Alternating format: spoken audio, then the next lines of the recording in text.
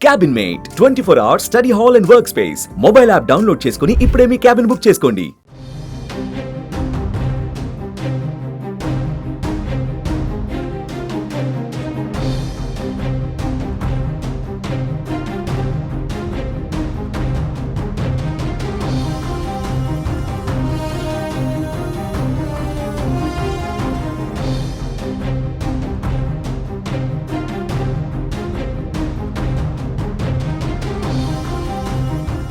Congress MLC Vijayashanti ఆమె భర్త పైన బెదిరింపులకు పాల్పడ్డాడు ఓ వ్యక్తి.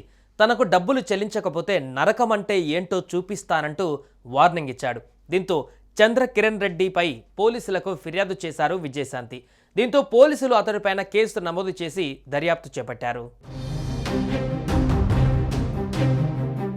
కొన్ని నెలల కిందట విజయశాంతి భర్త శ్రీనివాస ప్రసాద్కు పరిచయమయ్యాడు చంద్రకిరణ్ రెడ్డి అనే వ్యక్తి.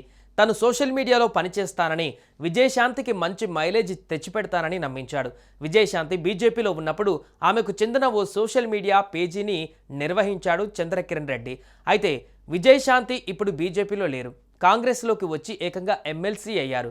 ఈ క్రమంలో చంద్రకిరణ్ రెడ్డిని తప్పించారు. తనకు డబ్బులు ఇవ్వాలని చంద్రకిరణ్ రెడ్డి కోరాడు. అటు విజయశాంతి భర్త శ్రీనివాస ప్రసాద్ వైపు నుంచి సమాధానం రాకపోవడంతో చంద్రకిరణ్ సహనం కోల్పోయాడు. తనకు డబ్బులు చెల్లించకపోతే నరకం చూపిస్తానంటూ మెసేజ్లు పంపించారు.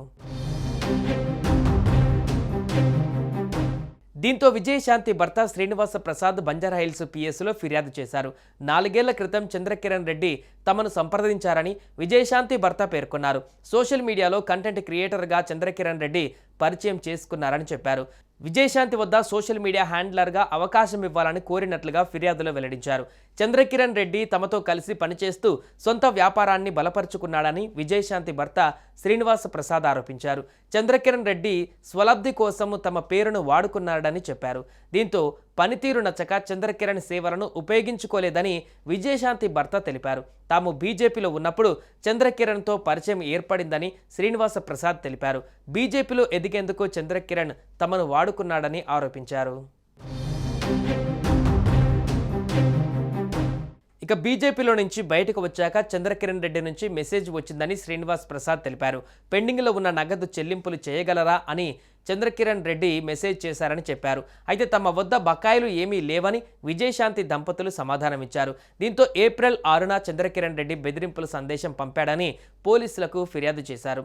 బకాయిలు తీర్చకుంటే మీరే శత్రువులు అవుతారని మెసేజ్ చేశాడని ఫిర్యాదులో పేర్కొన్నారు.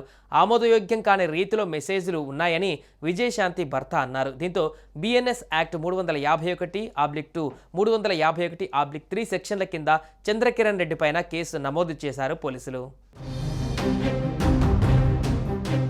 సుమన్ టీవీలో మీ పర్సనల్ అండ్ బిజినెస్ ప్రమోషన్స్ కోసం కింది నెంబర్కి కాంటాక్ట్ చేయండి.